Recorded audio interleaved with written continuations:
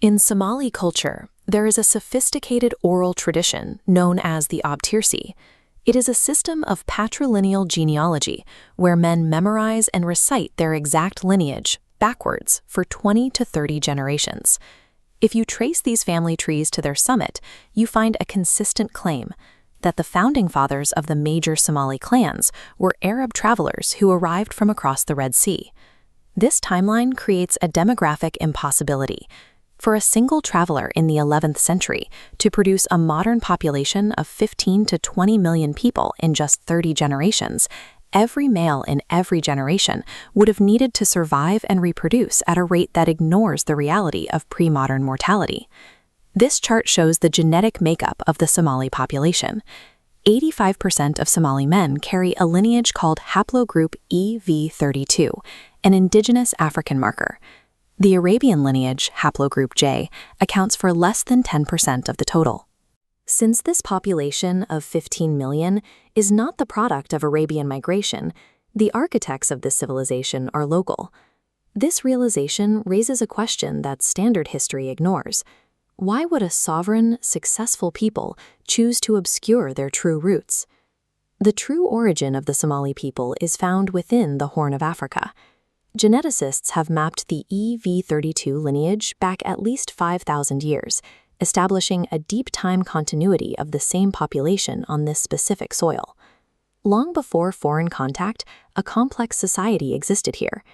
The cave paintings at Los Gil depict a Neolithic pastoralist culture that used elaborate ceremonial garments for their cattle, dating back to 9000 BCE. This society was tested by a global catastrophe in 536 CE. Volcanic eruptions triggered a multi-year dry fog that blocked the sun, causing monsoon rains to fail and devastating the rangelands of the Horn of Africa. Survival during this genetic bottleneck depended on the dromedary camel. These animals could endure the prolonged drought that killed off other livestock, giving camel-owning groups a decisive edge in the exploitation of the arid interior. This survival was managed through a 28-station lunar calendar, an indigenous astronomical system. It allowed pastoralists to synchronize livestock breeding with the exact onset of the rains and coordinate migrations across hundreds of miles of territory. The resilience of the Somali identity was forged through the mastery of this African environment.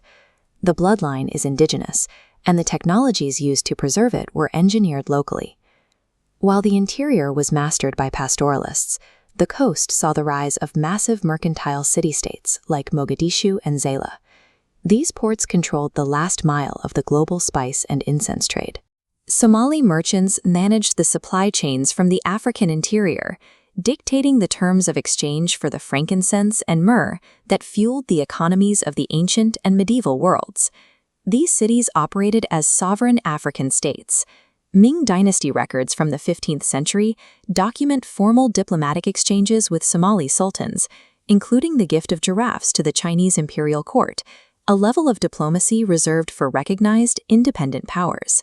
Islam entered this stable, wealthy society through trade. Later, the coast became a sanctuary for Arab refugees fleeing persecution under Umayyad and Abbasid caliphates. These arrivals were integrated through a legal mechanism called shigad. Under Somali customary law, these refugees were adopted as protected clients, gaining a place within the clan structure while remaining under the pull of their Somali hosts.